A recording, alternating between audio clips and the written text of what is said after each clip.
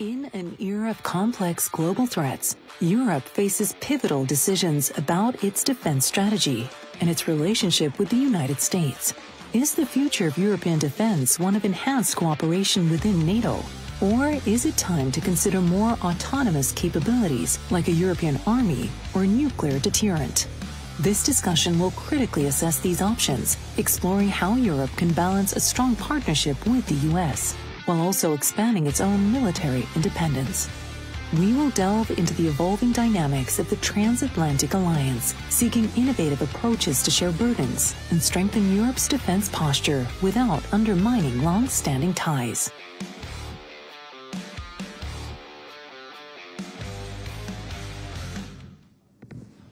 Fantastic. Welcome back after the lunch, and I'm really pleased to have on the stage people who actually do the politics, implement the policies, with exception of Giovanni, who actually is a former deputy foreign minister, so he knows the stuff from his own experience, but temporarily he's not doing policies.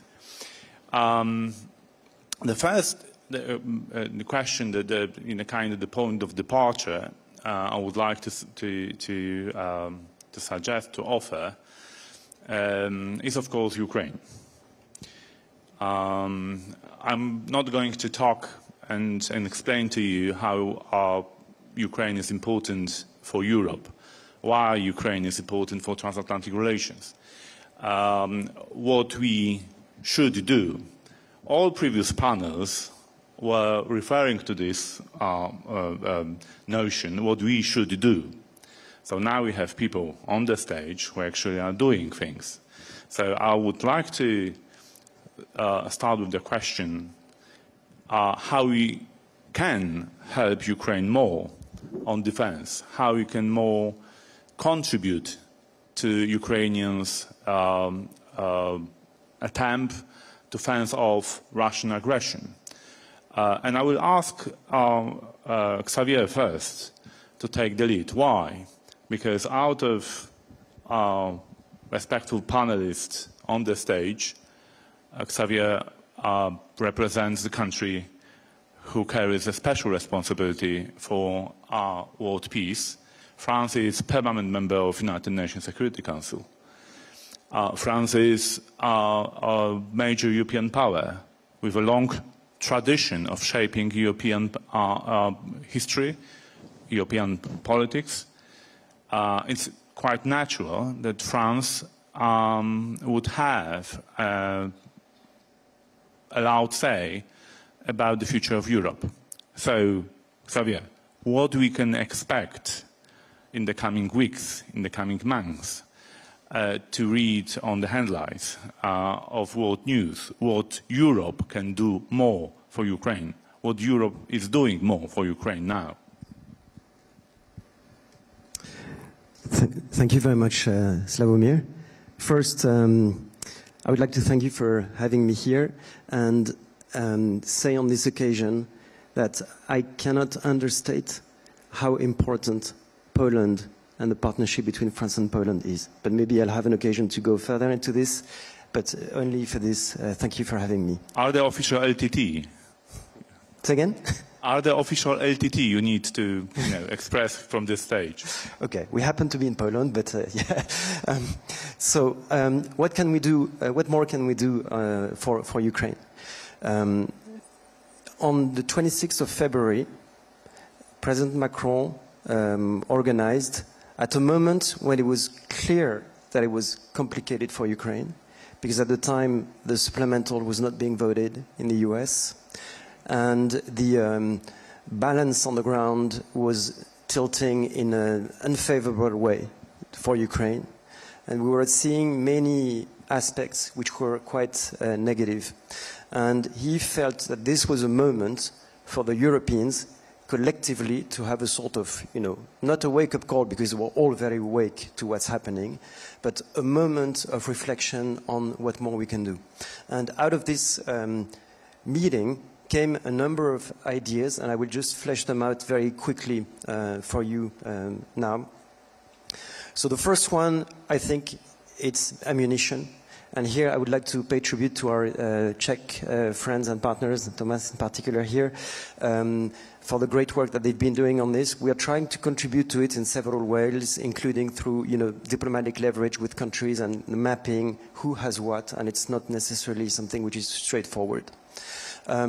Another element which I think is quite key for the Ukrainians is long-range strike capabilities.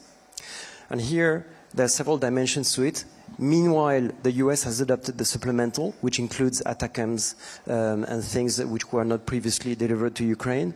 On our end, we've been trying to do two things. One of them is really, scraping the barrel of whoever has capabilities like the Scalp missile, which we've given to Ukraine and which I think have demonstrated time and again their very strong military efficiency against Russian and hard targets. And also we've been increasing vastly the production of gliding bombs, guided bombs, called Hammer A2SM, and offering them for purchase and integration to other partners. It looks like very technical, and it's actually quite important. And if you look at what's happening now on the ground in the area of Kharkiv, this is exactly what the Russians are doing. They're using exactly that kind of capabilities with, unfortunately, great effect against the Ukrainian military. Do you have any conversations with your German counterparts about the Taurus missiles? What I can tell you is we have, what we do with the Germans is complementary. The Germans are spending a very large amount of money on Ukraine. I think they may be the first military donor of military assistance to Ukraine in Europe, and we should be grateful for that. We do things with an edge that the Germans cannot always do, and we have broader conversation with Germany on deep precision strike beyond Ukraine. Tomáš, Xavier already referred to the Czech very innovative approach to the assistance for Ukraine. Is there any room for continuing this kind of initiative? I mean, there's ammunition initiative of the Czech authorities. What we can do in this respect more, or is there we should look for other options? Well, if you are talking about ammunition, and especially 155 millimeter ammunition, it's not a question if there is a room. There is a room, for sure, because we must really continue with the long-term support, and long-term support in providing that type of ammunition to Ukraine. So now we have raised support from about 15 countries for about 500,000 rounds. From June,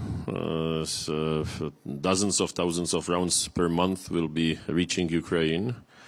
But it will not be needed for next months. It will be needed for next years. So what we really want to do is to keep this coalition for a long-term support of supplies of this type of ammunition to Ukraine. That Ukrainians themselves would have to focus on the other types of ammunition and wouldn't need to focus on this type of ammunition. The other types of ammunition is basically what is still needed. There is the Soviet-type ammunition, and we, as a coalition, will provide them with 155 or other Western-type ammunition. So there is definitely a room, and our target and our goal is to have several countries committing long-term.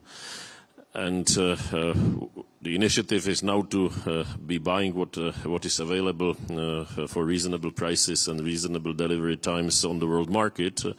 But eventually, of course, it is about building our own capabilities and capacity to produce. So at the end, we don't need to spend our taxpayers' money to be buying from the other side of the globe, but we will be buying in our economies and supporting also our economies and then supporting Ukraine. So to be buying on the world market, it's to be filling the gap at the time that there is not enough production at home. At home, I mean in Europe. And I hope that within 18 months, 24 months, there will be enough production in Europe because the production is going up. So we will be spending that money for the domestic European production, but still we should keep the production reaching Ukraine, regardless of if there is, for example, a de facto the Euro ceasefire a year from now or 2 years from now. Even at that time, Ukraine will need support and continuous support. That there is a significant deterrence on the Ukrainian side vis-à-vis Russia not to restart the war after a limited time ceasefire. So yes, there is a room, and by the way, you can use this mechanism not only for the ammunition, you can use it for other goods. We've been supplying Ukraine from day one of the war. We have, with our partners, supplied Ukraine on average every day with one piece of heavy equipment, meaning artillery, helicopter, tank, infantry fighting vehicle, MLRS system, etc. And we have per day, on average, supplied Ukraine with 15,000 rounds of mid and large caliber ammunition, or with over 1,000 rounds every day on average of the large caliber ammunition. So it's possible. It's just about the will to join forces and to collect money and to commit for the long term, and then we can do it. Tomáš, we've read in the press that after the list of countries contributing to the Czech ammunition initiative was published, Russia went to these countries and tried to derail their commitment. How many countries dropped out of this list because of Russia counteractions? You mean the donors or the source country? Donors? I don't think any donor dropped out. So the donors are members of, all donors we are talking about in EF are members of the EU and or NATO, and nobody dropped out. There are still some countries who can join, okay? So there, we have a list of those who do have still chance to join. Okay, Jakub, I would like to turn to you now. Poland was one of the first NATO EU countries who actually rapidly provided Ukraine with the hardware, 340 tanks, a lot of armored vehicles, artillery pieces, ammunition. What Poland can do more to help Ukraine? Is there any room? What is your Polish Ministry of Foreign Affairs, Polish government menu now? Well, first of all, Poland has a special place given the geographic proximity to Ukraine, given the transportation and the role of Rzeszów airport. But as a ministry official, I see how much of an effort goes into the diplomatic talks at the Foreign Affairs Council. My boss, Sikorski, tries to defy the presence of friends of Russia there. Hungary increasingly behaves as if it was a proponent of Russia. There is this task of helping Ukraine. This is a coin with two sides. So on the one hand is mobilizing all the support, be it military equipment, but also financial assistance, participating in an effort in planning for recovery, but also this flip side of a coin, which is containing Russia. And Poland is a fervent supporter of the next 14th package of sanctions. One of the hot topics is going after frozen assets of Russia, where Poland is a hawk. In contrast to some European countries, this is where the American support counts very much. I would also like to underscore the importance of preparations for the presidency of the EU. One of the priorities is to get the enlargement process going, which means starting negotiations with Ukraine. Hopefully this will happen in June. It also means looking for potential problems or some things that can derail the whole process, including the positions of our societies. Sometimes people are confused. Sometimes they fall victim of Russian disinformation, which means that they tend to go after populist arguments that say roads should be blocked because farmers will suffer as the integration process will proceed. Giovanni, Italy was mentioned a number of times in previous panels. Also because I think Europeans and the world was amazed by Italian contribution in reaction to the Russian aggression on Ukraine. Prime Minister Meloni was one of the very determined leaders of the free world, making case for Ukraine, where Europe can do more on supporting Ukraine. From your Italian point of view, how your country may contribute to this general effort of defending our rule-based order in Europe, our peace in Europe. What's your take on this? Well, first of all, although out of office, you can influence and do things from the outside, sometimes much more effective than when you are inside the wheel. So let's say in the last 1.5 years, I was able to achieve and to contribute to Italy doing things much more effective than in the 17 years before that I served in Parliament. Having said this, there are two main things that on the side of Italy, but I would say that every European country, and there's been almost said, one is to build an industrial base for the long term. That's a critical issue. We have been dismantling all our, shell, bullets, everything. We have, I remember once, the UK was producing, bullets in South Africa. Italy and my region was a huge production of all the possible size of bullets and shells, and we stopped doing that. So rebuilding an industrial base, of course, as others said, I mean, we can fill the gap buying from third parties, but unless we create an awareness that a military industrial base is critical for deterrence, for the long run, we are not doing a good service both to Europe and to Ukraine.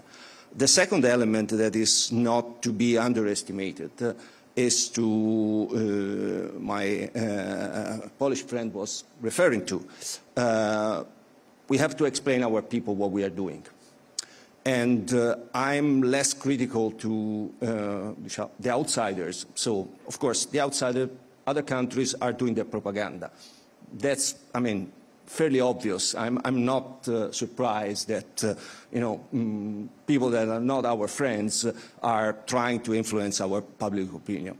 I look inside what we can do internally to explain why we should do that. And with all due respect, I think that in some countries, as my own country especially, we are failing to explain it in a proper way. So unless you have the public opinion to buy in, it's very difficult then to take any sort of decision at political level. And that's the critical element. So it's not just words. It's crucial to have long-term support for Ukraine or to be ready for any future threat that might come from everywhere else in the world. So I think that requires an internal investment, because otherwise, yes, we might have capabilities, but we might not be able to use them. Wonderful. Thank you very much for mentioning this production base, because that's exactly the topic I would like to raise now in the context of transatlantic relations. We all are hearing messages coming from the other side of the pond, that Europe is, first, a kind of the secondary theater, second, that Europe is not doing enough, and the third, that, well, in the end of the day, the United States may not be there if something wrong happens. So there is a political question. How we see the relationship with the United States from the point of view of defense, of defending Europe. Do we want to see the United States as a European power, contributing to our industrial base as well? Or we would like to have or to see the United States as a power in Europe, and Europe should act independently of the United States, developing its own production base, its own defense industry. So should we develop, regarding of, if we choose option 1 or choose option 2, there is a question how we should shape our industrial base, together with the United States or alone. Xavier, France is leading this debate as well, so the ball goes to you first again. Thank you. I'm not sure we will have a choice. I don't think we will choose what America's involvement outside is going to be. So it depends on domestic factors, it depends on long-term trends that we've been observing. What we should know, and I've sat in as an observer or working on NATO defense ministerial meetings for more than 20 years, I can't remember a single one in which the US didn't tell us, my friends, do more. Do more for your defense. Get your house in order. So I think that's exactly what we should do. And we should do it in a number of ways. One is defense expense. And we've all been, we're certainly not where we should be, but we've all been increasing in a massive way. It's 2014, which was the historical low, we were 171 billion euro. Now we are 240 billion. Could do more, but it's a sizable increase. As for France, over 2 mandates of President Macron, we'll have doubled our budget. So when I arrived at the Defense Ministry, defense programming law was 45 billion a year, and now it's 65 billion. And then there's the issue of production. Because I think that what we know for sure is we have with certainty only what we produce. So if we're going to buy equipment from countries which can be on the other side of one ocean to the left or on the other side of one ocean to the right, they will have their own security equation. So if there is one day a contingency in the Pacific and you buy Patriots, will the Patriots go to Europe or will they go to Guam or Japan or Korea or etc.? It's just we are going back to the simplicity of geography. Geography binds us together, it exposes us to similar threats, and it creates a natural terrain for solidarity and cooperation. And that's what we should do, and we should work not on having less US involvement, because we're lucky to have US involvement.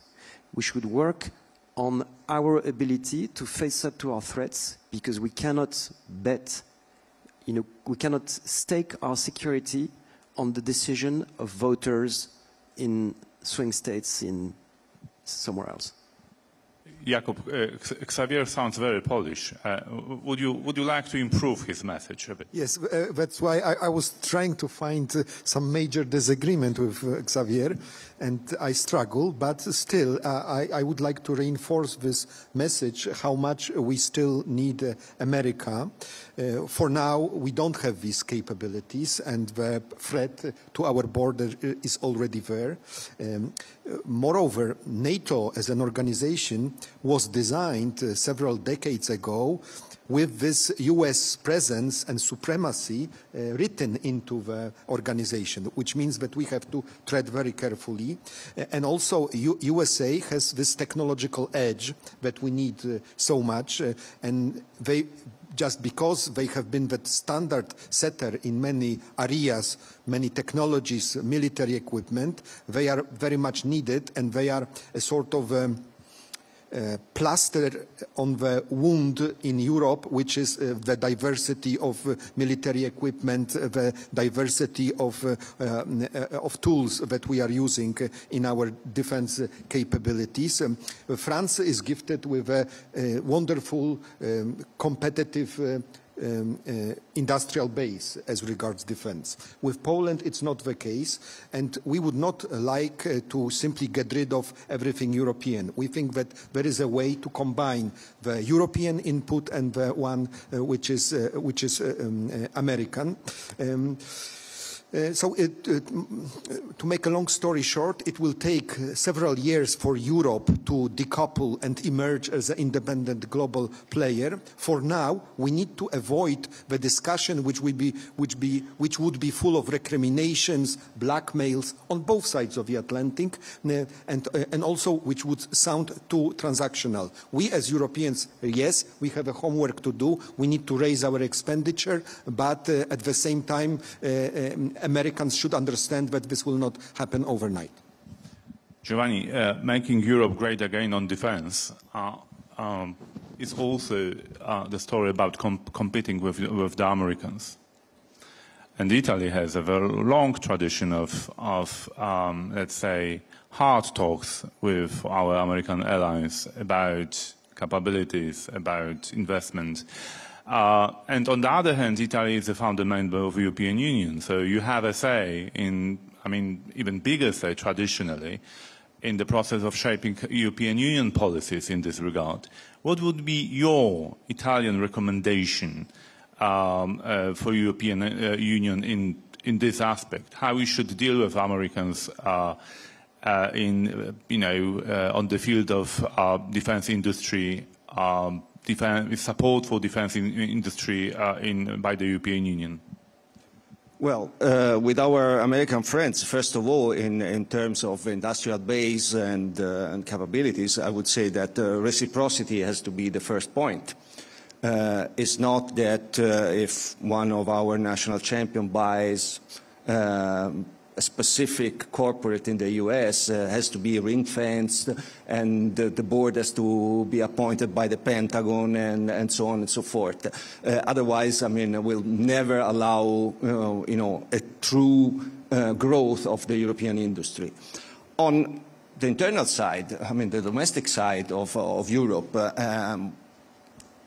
we are not able to do the sixth-generation fighter jet together. Main battle tank, we are buying from the US, or having programs that are, lagging behind, started many, many years ago. So it's really a will of the national member states to decide whether they want to progress in building an industrial base throughout Europe. Italy is at the forefront, has always approached the program co-investing in locally, and in Poland, this is an example, in Romania and many other countries we have done co-investments. Others, by their legitimate national interest, they decide to do something else, to prefer to protect their industry, not to have joint programs, or to have joint programs if they were in the lead. So, if I have to give an advice to all the defense, to the defense community in all, both political and industrial, I would say, guys, wake up and try to sit around the table and find a solution. Money is there. There are programs that are, fully funded with billions of euros. So unless we start to decide politically to do them, we will, every time start to this discussion again, that it goes on from, 20, 30 years, at least since I'm joined the political field. So my advice to my Prime Minister would be get the other leaders, sit down and decide, how we do the next main battle tank, how we do the next fighter jet. If we have to do it with Japan, I'm very happy. I mean, we have a program, the Tempest, with the Brits and Japan. I don't see, maybe the Swedes are partly in, but I don't see Germany and France joining in. Doesn't make sense to me. Okay, so if you are to, to provide advice to your leader, you would recommend him or her to going to Berlin first, or other capitals? Well, honestly, I mean, the order of protocol is, I'm not a diplomat, so I'm not very interested where to go first. I would say that the one that listens and that wants to do is my friend. So, I mean, if I have to respect the protocol and, let's say the Germans get offended first, I would go to Berlin, but it doesn't really change we know what we are talking about. We know what is on the table. I mean, if we want to build a tank, I mean, the actors are very clear who they are, where they sit. So come to Rome, and instead of us going somewhere, or if we want to do in a neutral place, we always have our friends of San Marino that could host a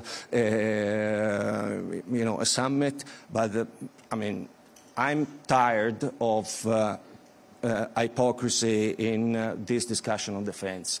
Unless there is really the intention of doing it, then it has a sense to make, a speech on European defense, on autonomous, all the stuff that we have been hearing in the last years. I don't see the scope in the near term for all this discussion, honestly, and not because of Italy, because of many others. So national interest is at the forefront. Okay, we understood this is the case, so let's work around it. But until we get, stuck in the discussion, yes, let's have the European defense. Let's be autonomous from the US, and then everyone buys, from Boeing or the F-35, and we don't build our own capabilities. I'm happy to work with the US friends. I think the way forward, there is no dilemma. I mean, we have to work with them. So let's do our own works first at the political level. So once we have sorted, then we might progress. Thank you. Tomáš, the Czech Republic was once labeled American Trojan horse in Europe. From that perspective, Americans had numbers of Trojan horse, not, so the problem was that they had many of them. So my question to you would be, from your perspective, how we should, talk to our American friends and react on the messages coming from Washington. Not all are, let's say, not all of them sounds well in our ears, particularly in the, Well, we were labeled Trojan horse of US, but we were the worst in defense spending in Europe. Okay, so that was, and that's been the case until this year. And fortunately, this year will be the first year we will reach 2% after a long time. When I accompanied Prime Minister to Washington right in the week of the vote about the package, then our messages were very clear. And we were saying, listen, we as Czechs and as Europeans, we are contributing to the Ukrainian defense, and we are paying for the Ukrainian defense. That's why we are asking you Americans to do the same. And that, from that point of view, the ammunition initiative, which, by the way, is labeled Czech initiative, but I think more properly it should be Czech, Dutch, and Danish, because without Netherlands and Denmark it would not be so successful. And with those two countries we started to work a year and a half ago. Yeah. And then we argued that finally we are reaching 2%, and we are buying F-35s and American helicopters. So we are contributing to American economy. By the way, to Mike Johnson, we said that we have already spent $1.5 billion for LNG gas from Louisiana, his home state. And that if we are continuing spending, that we will be spending more. But even our defense defense companies are starting to invest into US and are employing Americans for the production, especially with the small arms, pistols, rifles, as well as ammunition. By the way, the ammunition factories are Czech-Italian through Fioca Munizione, and hopefully buying more factories in US now. So we were telling them that it's to the benefit of Americans, and we were also saying that if they don't help us now with Russia, that they should not expect, not us Czechs, but majority of Europeans to be helping Americans with China in the future. So I think at the end, we must argue that we are doing enough, that it's beneficial for two sides, that it's beneficial for Americans, it's beneficial for us, and that mutual benefit is the only hope that the bond will last. And for your question to Xavier, if it's going to be option number 1 or number 2, at the end it's going to be combination. But it's going to be combination only under circumstances that we will spend at least 2% of GDP for defense collectively in the next 10 years. So I've never had a problem with concepts of strategic autonomy. But we can really talk about strategic autonomy at least after 10 years of serious investment into defense. Otherwise, it's a philosophical talk, nice talk, but it doesn't have anything in it. It's a joke. If we do invest, then we can perhaps, in 10 years, if we are serious, or 15 years, then we can demand buy European and have reciprocity with Americans. How we can now demand buy European if we buy altogether 40 Patriot missiles per year? It doesn't make sense to have a Patriot missile production in Europe. If we buy now 500, then the Patriot missile factory will be reopened, and those lines will be reopened, and then you can say, okay, then you American companies invest in Europe, keep the US market open for investment of defense companies from Europe, and this is the best way how to move forward, and this is the best way how to keep being competitive on the world market at the end, and how to be the strongest. But the first condition, again, is the necessity of us Europeans spending at least 2% of GDP, if not more, for the next 10 years. And then we can talk about autonomy, and then we can have a stronger European defense industry, and better, I think, at the end, better transatlantic links. Perfect. I have one more heavy question, but I will leave it for the end of the panel. Now I would like to open the floor for questions. Julian first, Robert second. Oh, yes. Please introduce yourself. Thank you very much. Kasia Glot, European Leadership Network and Center for European Policy Analysis. Thank you very much for the presentations. I would like to bring the UK into this conversation because the UK, if we take just defense only, it has been a leading partner of these EU countries and just of the EU countries on supplying key capabilities to Ukraine, on providing training, on providing weapons, ammunition. So my question is, first, more general, is there any way, especially if Trump becomes re-elected and there will be this lack of support from the US to bring the UK in more closely, is there any talk about any more structural EU-UK dialogue on defense rather than ad hoc initiatives which exist? And more specifically on European defense, does it make any sense to exclude basically the UK, which is a key player in defense, from European EU defense tools like European peace facilities and others? And I guess it's a question to everyone, and the second part is maybe particular to Xavier and the French position on that. Thank you. Okay, so let's start from Xavier. Okay, so we work a lot with the UK on Ukraine and on many other things, and especially we value the fact that it's a partner with which we can do high-end things. We will find ways of working with the UK also when the UK is out of the European Union. Referring to you know, the peace facility, etc., etc. I mean, European money, you know, if the UK wants to invest money, let the UK invest money. If the Europeans invest money, they invest money. It's only normal that when we spend our taxpayer money, it should be on our industry rather than on someone else's industry. I don't know any country that would, you know, object to this very simple rule of democracy. And then it doesn't exclude, of course, that we should do many things with the UK. And now you're going to have elections, so there's going to be other developments. Jakub? I will be very quick. For us Poles, it is evident that more of Britain in our security arrangements, conversation, the better for us. Soon there will be an interesting situation when we have new European institutions, new US administration, and new UK government. And this creates an opportunity for innovative approach to platforms, for example, connecting the EU dialogue and the one with Britain as regards defense. We miss British voice every day in the EU, especially when we are not convinced that we are all on the same page in terms of values, in terms of measures that we can take against Russia and in favor of Ukraine.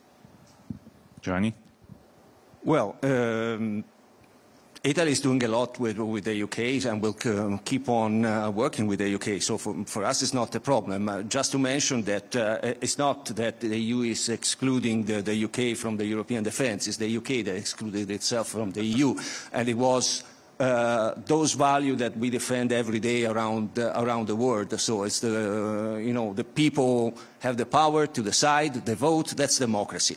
Some people may like it or not, but it was how it was. But Italy demonstrates with future generation aircraft that we can do things together. What we should not do is the competition that we are doing, that Italy first and France after, with our competing industries down under. So we had the best product to win with the Australians with the frigates. The French had already an agreement with the submarines, and then we had the competition and using the more Anglo-Saxon family for hijacking almost closed deals. So that's something that closed. In our case was that close and was 20 billion. I mean, as big as yours. And so that's something that we should not do if we want to be on the long term, not just in the NATO. Anyway, NATO exists, and the voice of Britain in NATO is very loud and well respected.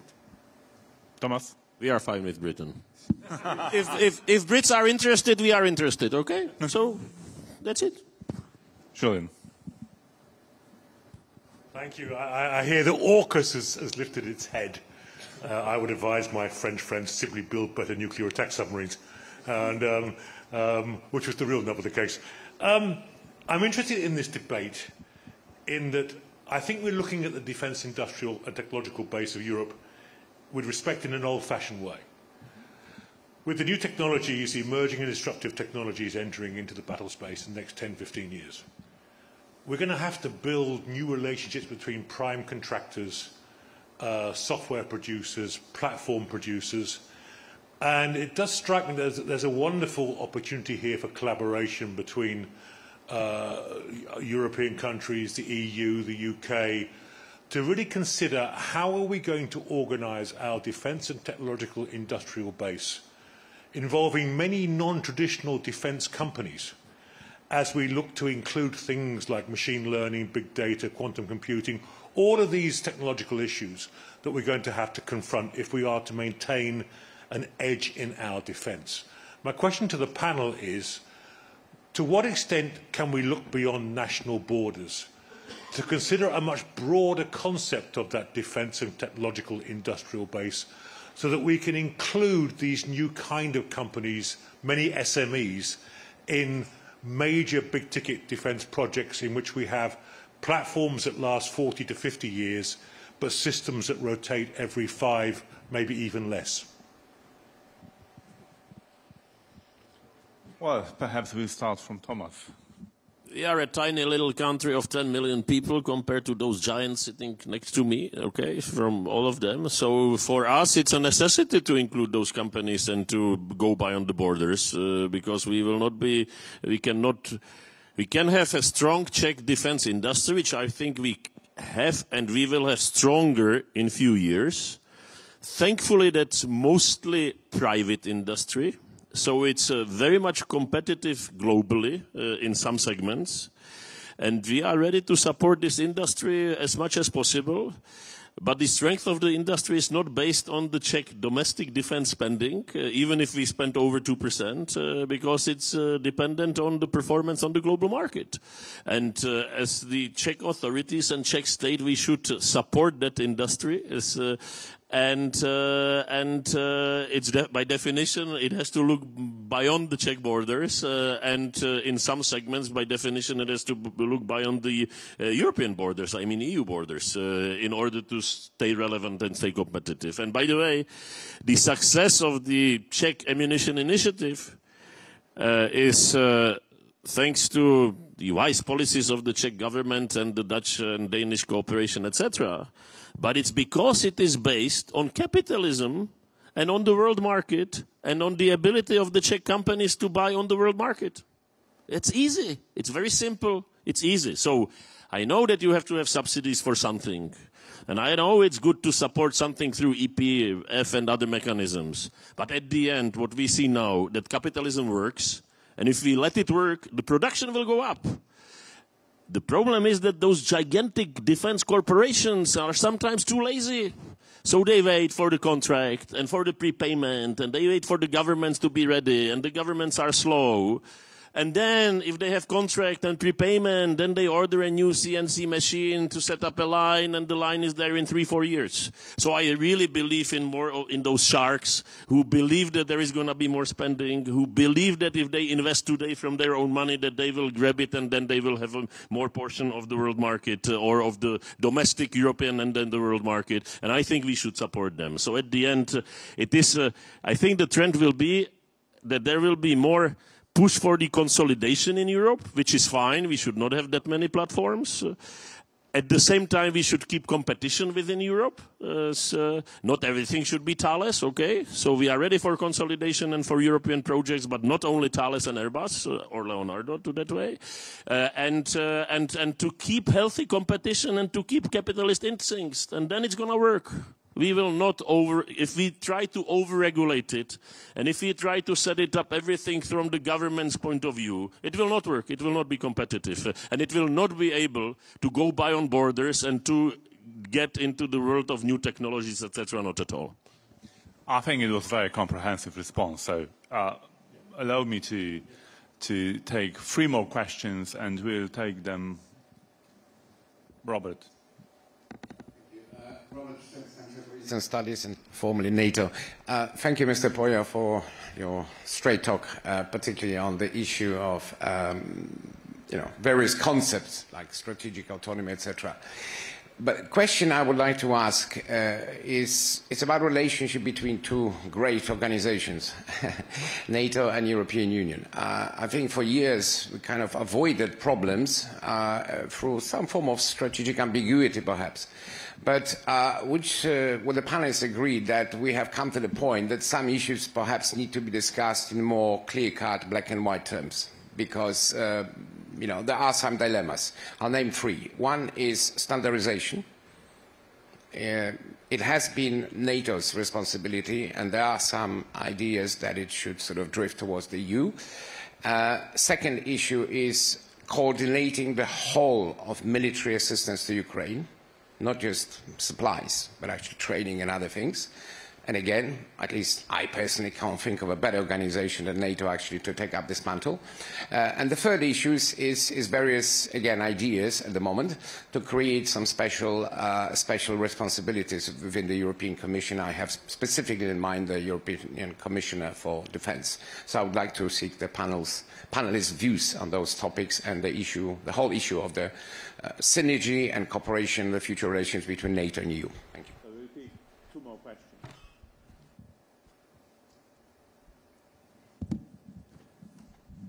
Thank you. Irena Krasnoshtan, International Center for Ukrainian Victory.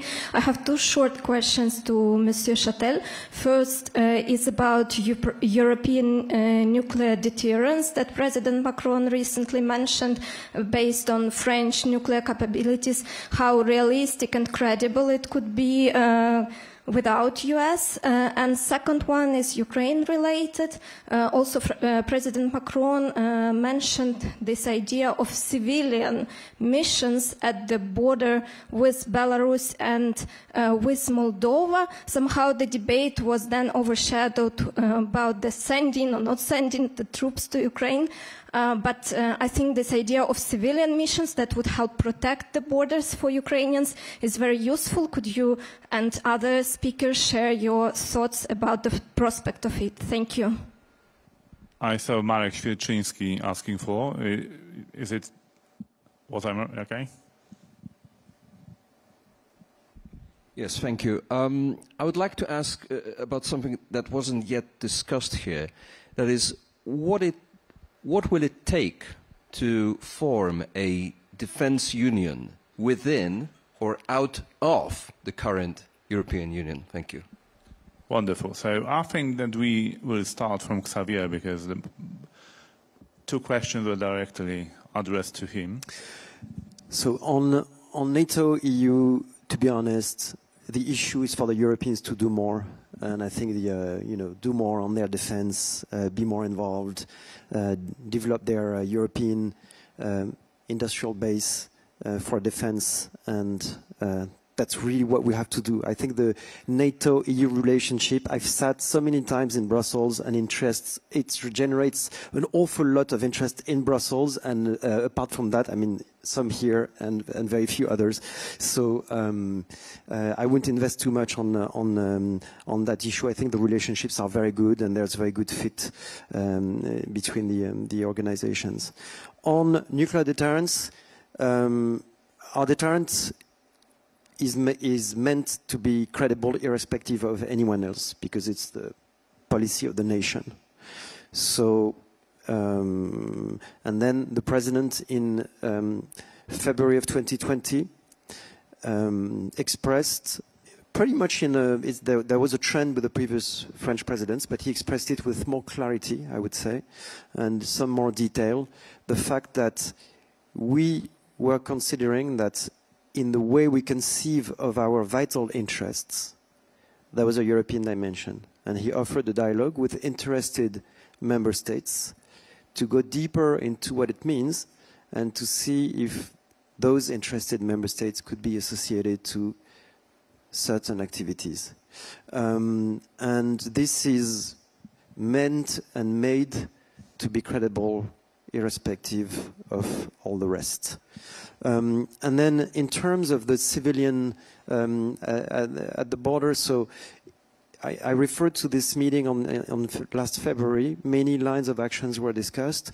One caught the attention of the public, as you rightly mentioned, and it was the fact that the president said, you know, maybe at some point we will have to deploy some form of presence to Ukraine.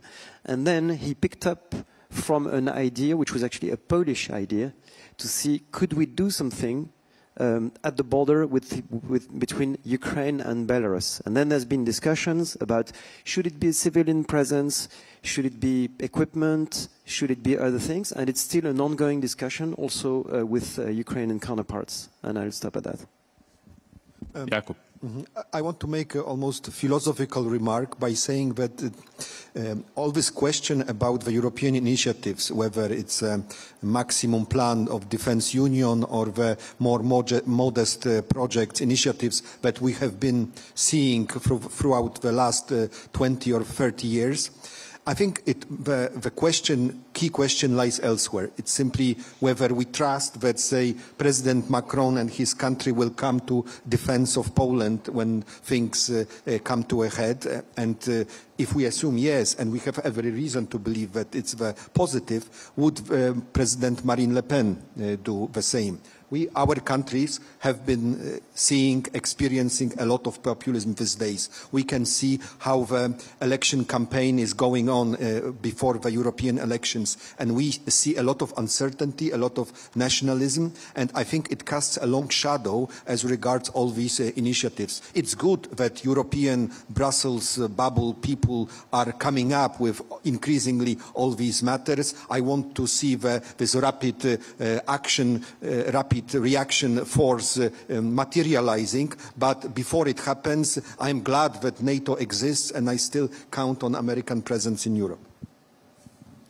Well, few points. On the industrial base, Italy is mostly formed of SMEs, so for us there is really not an issue of involving all the flexible small SMEs in any industry. Dual, trial use, I mean, use what you want, I mean, we are there. Let's put it in writing what NATO has to do and the relation with the European Union. Because to me it's not very clear. I mean, the same soldier might be used for internal, for domestic issues, for NATO issue and for the EU, but still the same soldier. Then one suggestion that I would put forward. In 1975, we had the Helsinki meeting and the Conference on Security and Cooperation in Europe. We have a multilateral organization, a multilateral tool that we might revive and use. That is the OSCE. So far, it's a dead organization, missing the Secretary General, or soon to be missing the Secretary General. Maybe if we are able to revive the tools that we already had and were used during the Cold War when the situation was maybe as harsh as now, maybe we do a good service both to the UAE, to the NATO, and to the member states. Thank you. Tomáš, last comment. EU is important, NATO is important, but I strongly believe also in the concept of coalitions of willing. Okay, those countries who want to work together on some project, they should be allowed to work together. And those who do not want or cannot for some reason, for domestic political reason or for some other reason, constitutional reason, should not be forced to follow. Okay, and you can have it now with the ammunition initiative. It's a coalition of willing. You can have air defense initiative, coalition of willing, long range ability, a coalition of willing, and you can have it with the procurement. So if everyone in the EU was forced to buy Leopard tanks, no Leopard tank would be bought. If it's a coalition of few countries, where, by the way, Italy and us are talking to Germans about doing it, and the Dutch and some others, then there will be more Leopard tanks, there will be more stronger defense industry. By those tanks, by the way, those tanks are being produced, or the new ones will be produced in not far from Munich by a company which is Franco-German these days. So this concept of coalition of willing, I think, it's been already there for some time, and it will be there in the future. Be it regarding the defense capabilities and the defense industry build-up, and also regarding the operations abroad, not only here in Europe, but also globally. Look, the counter-ISIS coalition, etc. Some joined, some didn't join, and some joined with the real force and air force, and some didn't, and nobody was forced to go there, and it has worked. So it's sometimes impossible to agree on everything within the EU and the NATO, and it's even harder to agree of EU and NATO together, because at the end it's more countries like involved. So we have to keep it in the balance, and it's the coalitions of willing should not go against the EU and NATO, and the EU and NATO should not be forcing everyone to do the same, and should not be against the coalitions of willing concept. Short intervention from Xavier. And just to press the point just made by Tomáš, President Macron had suggested a European intervention initiative, which was exactly as you say, coalition type, including the UK, and including so EU, non-EU members based on able and willing. Well, that was a fascinating conversation. This panel managed to produce, I think, quite optimistic message. So please join me in thanking these decision makers, very busy people, for contributing their time to the strategic arc of this year. Thank you very much, gentlemen. Thank you very much for this thorough discussion. I've got a couple of questions for the moderators, so I'd like to invite Director Dębski to join us here Of course.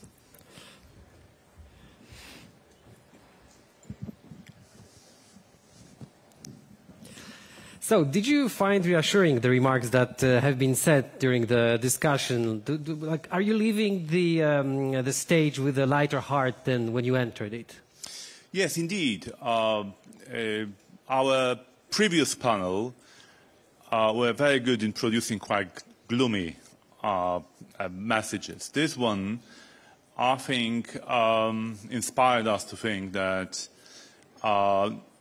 things are going in good direction, that decision makers know their staff, know their agenda, they know what needs to be done, and actually are very determined, at least these four gentlemen we had on the stage of the strategic arc, they are very determined to deliver. So that was a good message. Director Dębski, thank you very much for your insight. Thank you. Thank you very much.